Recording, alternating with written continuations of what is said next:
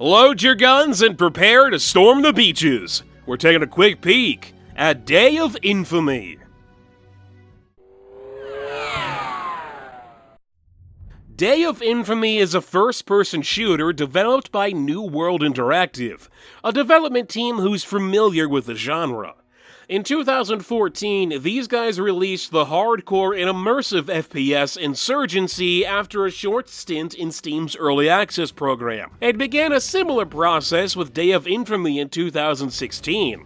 This time, New World Interactive changed their focus from modern military combat to a time period rather familiar to the first-person shooter. Day of Infamy is set in World War II, and part of what seems to be somewhat of a resurgence of the World War II era FPS.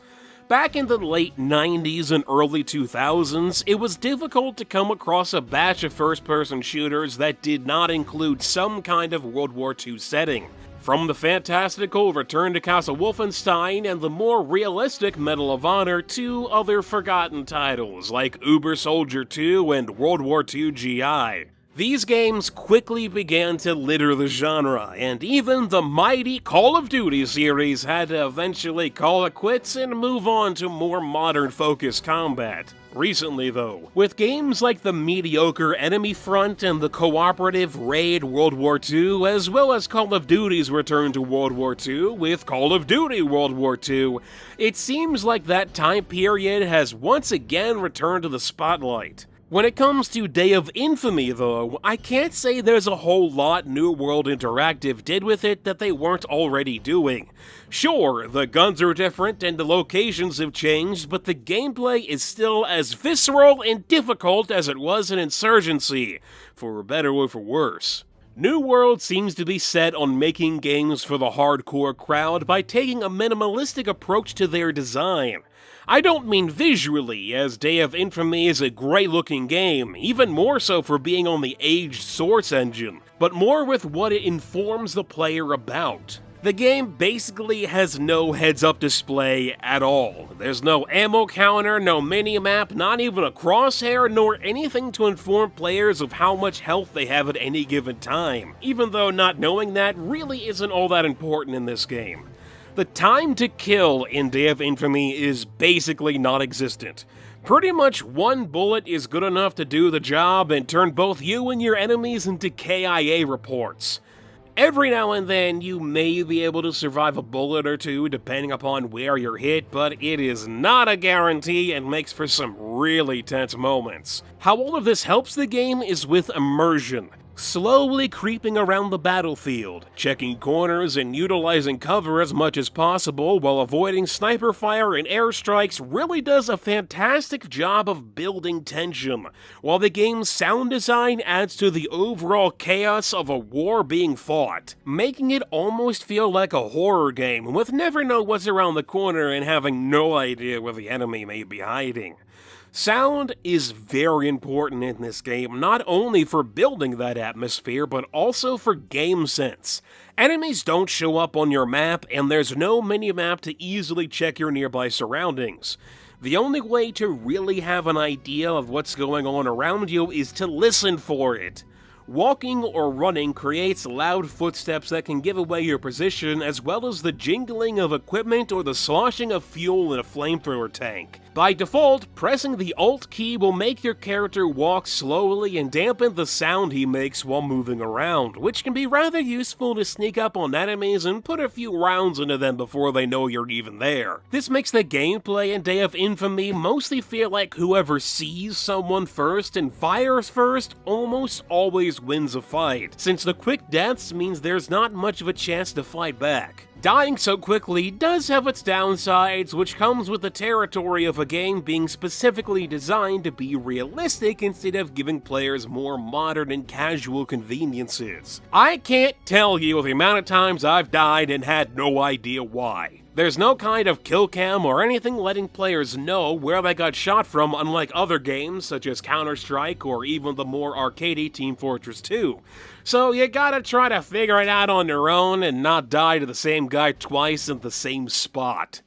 It can also be a bit difficult to tell teams apart since there's only a little green dot on your team to let them know that they're on your team. That's really a problem since this game does have friendly fire, and you really gotta be careful you don't kill yourself or your own teammates with some of these weapons.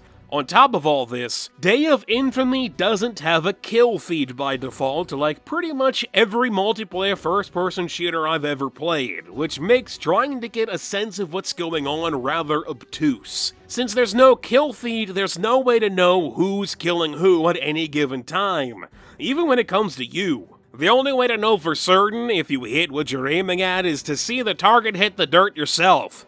For up-close and personal fights to shooting at mid-range, this isn't too bad, but I found it difficult to tell if I hit much of anything at a distance. There were multiple times where I didn't realize I'd killed an enemy and was still on the lookout for them only for a few moments to tick by before I found their corpse.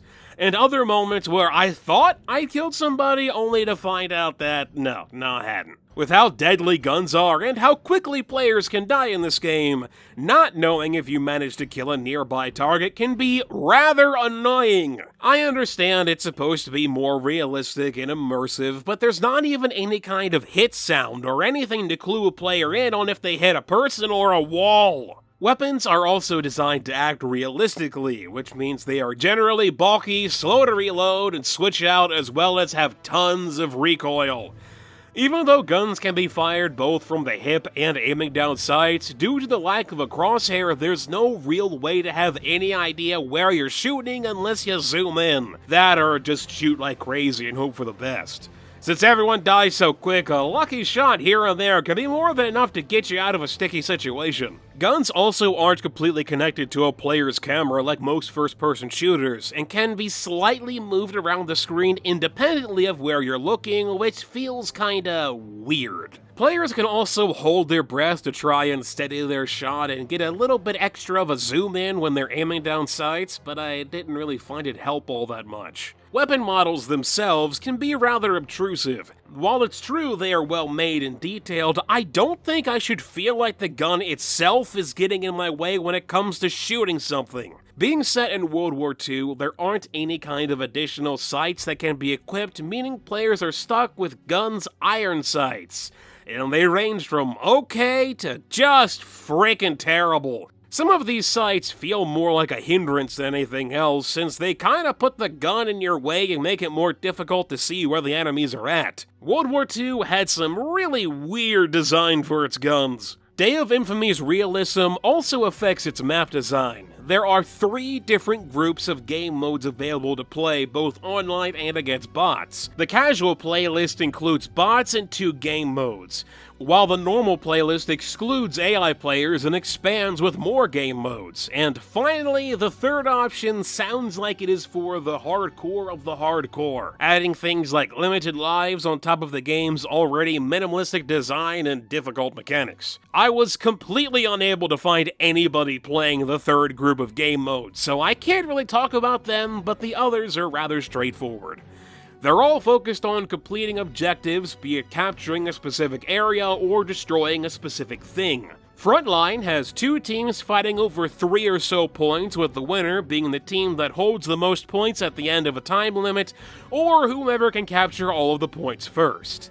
Offensive has 1 team attacking and 1 team defending, with invasion and liberation being variances on these 2 ideas. One of the most interesting things Day of Infamy does with these game modes is how it handles respawning players. Respawns happen in 30-second chunks after a certain percentage of people on your team have died. The game tries to spawn players in groups, and every time it does so, it uses up a respawn wave for that team. If a team runs out of respawn waves, they can't bring back any more dead players. Completing objectives is the only way to get more respawn waves, and if you die when they fully run out, there's nothing to do but sit and wait to see if whoever's left alive can do anything before they bite the dust. The offensive game mode adds to this by changing how spawning works for defenders. Instead of 30-second waves, a player on the defending team has to return to the spawn area to regroup and bring back its dead players. Doing so still uses a respawn wave, but it means that defenders can't stay put if they want to have any kind of reinforcements.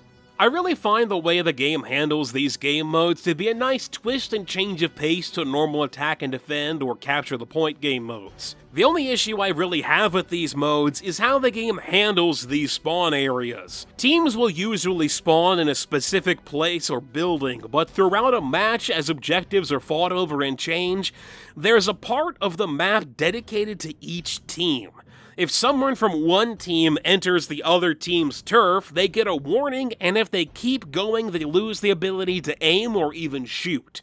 This is done to stop any possibilities of spawn camping and give both teams some safe ground to move around in before they're put in harm's way, but there's nothing to easily visualize these areas. Your map will mark these areas in red, but other than that, the only way to know if you're by one is by walking into it yourself. I found it kind of annoying when unknowingly walking into the enemy's turf when just trying to traverse a map, and many flank routes that could be useful for attacking the opposition lie within these claimed parts of the map. Since the game is focused on realism, maps are designed to feel like real places, which leads to a lot of open areas. Like, tons of open areas. There seems to be two kinds of maps in Day of Infamy, either a map that's rather large and open, or something cramped and labyrinthian. The game relies on players using smoke grenades or barrages to create cover in order to advance through the more open parts of a map. But the problem is that smoke works both ways. While it's true that it stops the enemy from seeing you, it also stops you from being able to see them, and a smoke grenade isn't going to stop a bullet. Honestly, smoke can be really annoying and quickly get out of hand when there's an abundance of it, making it almost impossible to have any idea where you are or what's going on. Weapons are broken up into different classes, and there's a limit on how many of each class each team can have, except for the basic rifleman who's cannon fodder. Each class can only carry so much weight, and each item, like a smoke grenade within that class, weighs a specific amount, so you can't take everything with you. It's a give and take to try to create the best loadout for you for each class, but due to class limits, you may end up being stuck playing as a class you really don't enjoy all that much. Out of all of the classes available, there's only a couple that stand out from each other. The officer, the radio man, the engineer, and the flamethrower guy. Officers can use their binoculars to call in different kinds of artillery or airstrikes as well as supply crates, but they can only do so if there's a radio man nearby. Officers don't carry a radio themselves for some reason, and the guy who carries the thing is unable to use it. It's rationalized by something to do with authorization and military chain of command, but it seems kind of strange to me. It does mean that if you play as one of these classes, you'll pretty much always want to find and stay near the other one, even if all that means is lying down behind some cover while someone else calls in bombing runs. It can sometimes feel like a chore, but thankfully the game points out who has a radio or who is an officer if you're playing one of those classes, making them easier to find. Radio men are also the only way for anyone to know what's going on in a fight. There's no announcer informing players if enemies are taking an objective or anything like that. Instead, all of that stuff is given to the radio man as automatic callouts. Command reports our guys are on Charlie! If you aren't near a radio man, then there's no way for you to hear these callouts and have to take your best guess at what's going on with the limited information available by the game's heads-up display. It's a unique way of doing things, but I'm not sure if it's a good way of going about it. Engineers, on the other hand, are much more straightforward. They have access to things like rocket launchers and TNT, which can be useful for clearing out machine gun nests or blowing open walls to create new pathways. You can only blow up specific cracked walled areas in Day of Infamy, and only the TNT seems to be able to destroy them. No other explosive, be it a grenade or a rocket, seems to do much of anything. While this can make for some interesting replayability by opening up new routes within a map, it's not used all that often, and there's only a couple of maps and a couple situations that I find it really all that helpful. Someone who's generally helpful is the flamethrower guy, since he has, you know, a flamethrower. It burns people.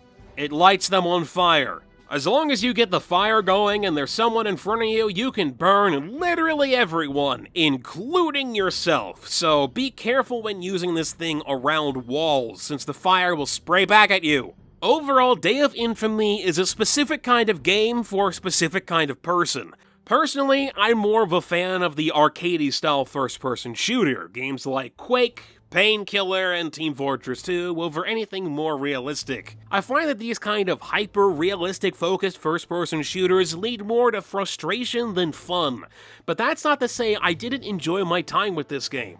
Most of my criticisms that I have for Day of Infamy can be explained by that focus on realism. There are many aspects of the game that I really don't like, such as dying and not knowing why when I got shot by someone I had no hope of ever seeing, nor the lengthy time that can last between fights as I scrounged around a map hoping not to randomly get sniped, and the fact that the game doesn't even have a crosshair. But that doesn't mean it's a bad game. New World Interactive knew exactly what they wanted to make and did a really good job at it. They also knew there was a market for it, since after all, they had already made a game like it before with Insurgency. Day of Infamy is a well-crafted shooter that's all about personal taste for if you enjoy it over anything else. There's also a lot of content here with both online and offline matches across a multitude of maps and modes, and even some cooperative missions. Even with my many issues with the game, I still put 12 hours into it, and I will most likely put a few more in before I'm completely done with it. But I can only recommend this game to people who are looking for this kind of shooter. The kind of shooter that can be both difficult and honestly feel a bit unfair at times, but is rather satisfying once you figure it out.